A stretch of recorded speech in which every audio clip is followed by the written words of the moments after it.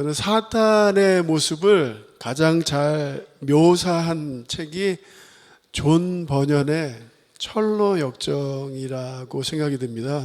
이제 순례자가 이 길을 지나가야 되는데, 여길 지나가야지 이제 하늘나라로 들어가는 건데, 사자 두 마리가 그냥 무섭게 울부짖고 이 길을 지나가지 못하게 합니다.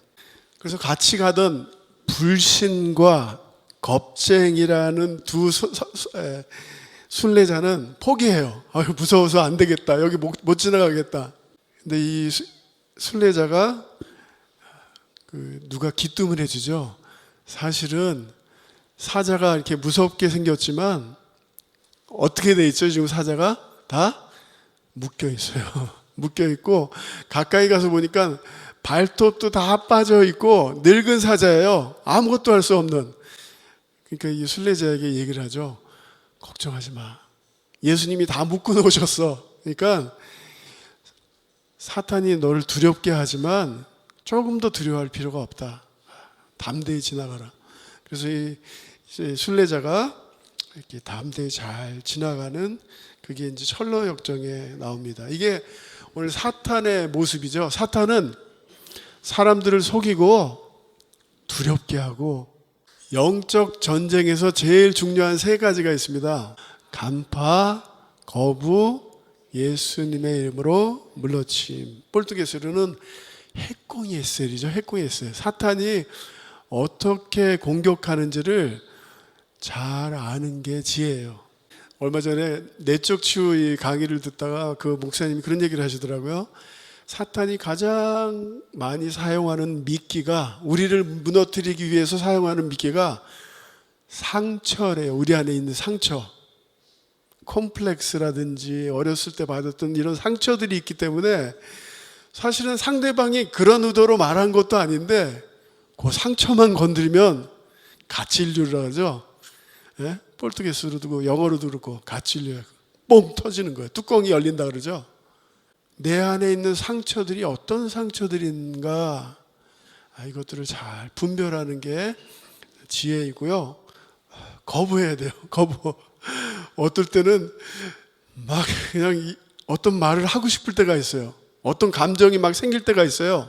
그럴 때마다 예수의 이름으로 내가 거부한다. 이런 생각들 내가 물리친다. 지금 바울의 제1차 선교 여행이 사도행전 13장, 14장에 기록되어 있는데요. 지난주에 우리가 안디옥 교회, 선교적 교회로 이제 같이 말씀을 나눴죠. 선교적 교회, 다문화, 다민족 공동체, 서로 협동할 줄 아는, 서로 함께 일할 줄 아는 그런 교회, 그리고 예배를 열심히 드리다가 하나님의 음성을 듣고 이제 처음으로 선교를 시작했던 교회가 안디옥 교회입니다. 그 안디옥 교회가 단기 선교가 이게 전 세계에 처음으로 일어난 선교 여행이죠. 이 선교 때문에 오늘 우리가 복음을 받을 수 있었고요. 이 안디옥 교회에서 파송해서 첫 번째로 시프리라는 곳으로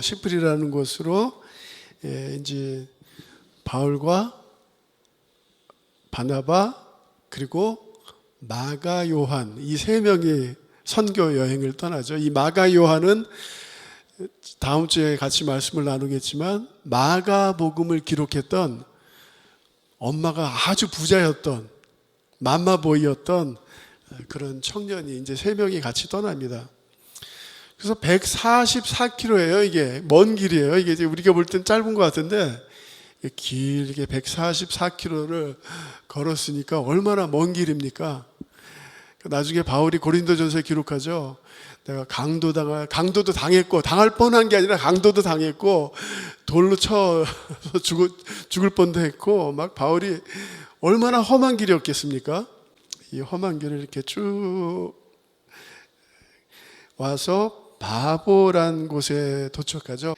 로마 총독 서기오 바울이라는 사람이 있었는데 하나님의 음성을 듣고자 해요. 하나님의 말씀을 듣고자 하는데 거기에 바예수란 사람이 마술사인데, 거짓 선지자인데, 이 바울이 하나님의 말씀을 이제 듣는데 이 총독이 말씀을 듣지 못하도록 자꾸 방해하는 거예요. 자꾸 방해하는 거예요. 그게 이제 6절, 8절에 바보에 이르러 바예수라 하는 유대인 거짓 선지자인 마술사를 만나니 이 마술사 일리마는 이 이름을 번역하면 마술사라 그들을 대적하여 총독으로 믿지 못하게 힘쓰니.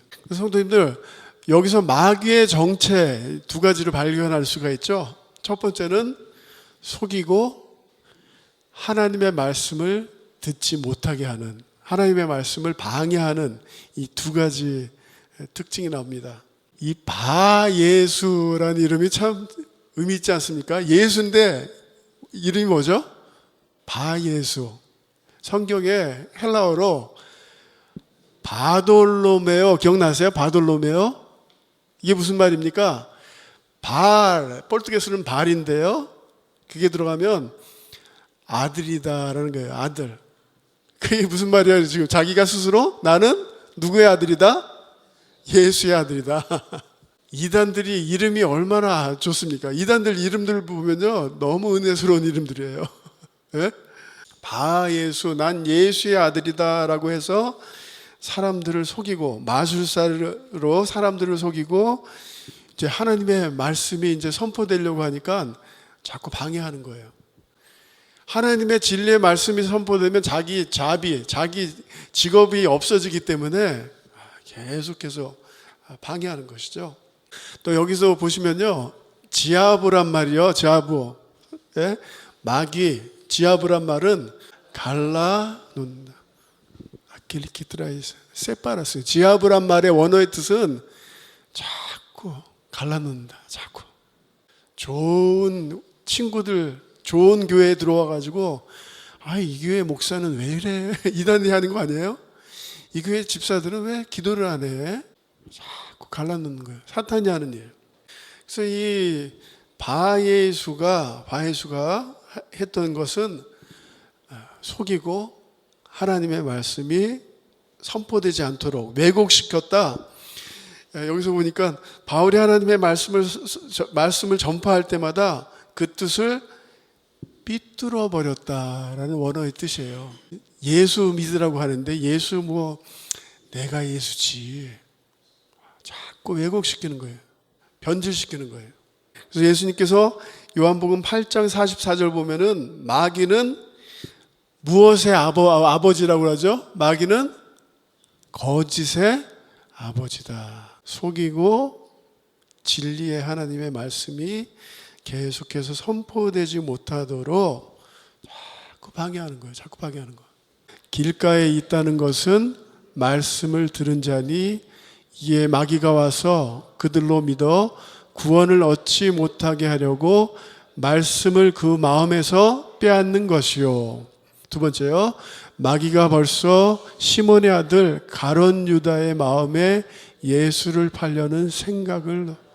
그래서 이걸 같이 한번 보세요.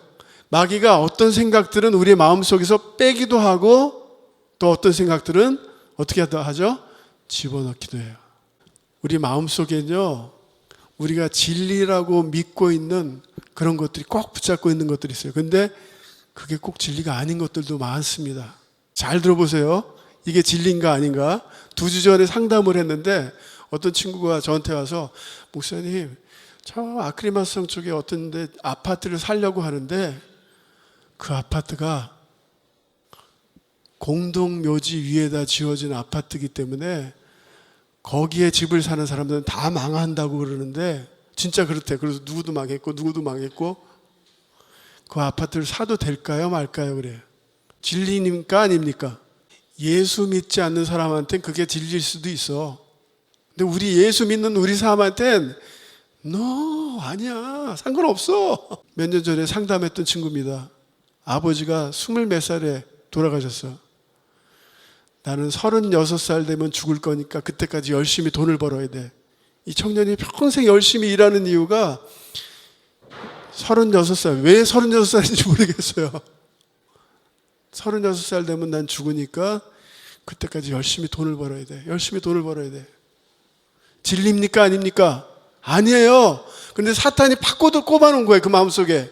어떤 분들은 저랑 제 아내가 신방 가면은 제 아내가 가방을 이렇게 땅에다 바닥에 두면은 노 사모님 절대 그러면 안 돼요. 복이 떠나요. 가방을 저 위에다 올려놔야 돼. 위에다. 진리입니까? 아닙니까? 올해는 운이 좋은 해고 근데 내년에는 조심해야 돼. 다 어디서 와요? 사탄이 이런 생각을 집어넣었어요. 그러니까 우리가 분별력이 필요해요. 분별력이. 어떤 생각들은 예수의 이름으로 물리쳐야 되겠고 어떤 생각들은 예수의 이름으로 붙잡아야 되겠고 그 C.S. 루이스의 악마의 편지라는 책이 있습니다. C.S. 루이스의 악마가 경험 많은 악마가 지금 경험 없는 악마한테 편지를 쓰는 거예요. 크리스찬이 악마가 어떻게 일하는지를 이제 기록하는 거예요. 그 책에 한 번은 내가 어떤 친구가 예수님을 영접하려고 하는데 내가 어떻게 승리했는지 그 얘기를 해주는 거예요. 어떤 사람이 도서관에 가서 책을 고르는데 종교 서적이 이렇게 눈에 들어왔다고 갑자기 그런 생각이 들었대요. 하나님이 정말 계실까? 데우스 그런 생각이 번쩍 들었대요. 그랬을 때 사탄이 이런 생각을 집어넣었다고 합니다. 근데 조금 있으면 밥 먹을 시간인데 골치 아픈 생각하니 밥 먹을 생각해야지. 뭘 먹을까? 그럴 때 많지 않습니까? 오늘부터 아침 기도 시작해야지 했는데 갑자기 이거 뭐 차 고장 났지. 뭐 해야 되지? 그래 맞아. 아유 밥 먹을 생각해야지 무슨. 근데 점심을 먹다가 갑자기 아침에 읽었던 책이 생각이 나더래요. 하나님이 정말 이게 이 모든 인류가 돌아가는 게 누군가 크리아돌이 있지 않을까?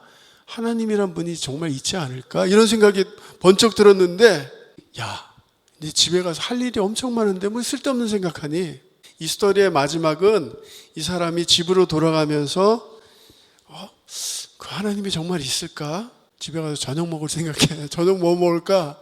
이거 고민해야지. 지금 쓸데없는 생각하겠니? 그래서 그 사람이 예수님을 영접하지 못하고 버스를 타고 돌아갈 때 이 C.S. 루이스가 마지막으로 기도하죠. 마귀가 내가 이겼다. 우리 삶 속에서 가장 많은 전쟁, 영적 전쟁이 일어나는 곳이 어딜까요? 여기예요, 여기. 우리 시대에 바쁘게 살아. 기도할 시간이 어디 있니? 바쁘게 열심히 일해. 이게 좋은 생각이 아니에요. 열심히 일해. 돈 많이 벌어. 볼뜨게스도 그렇고 원어에 보면은 바울이 첫 번째로 성령 충만하여 바예수를 주목하고 선포했던 게 뭔지 아십니까? 마귀의 자식아 그래요. 넌 바예수가 아니다.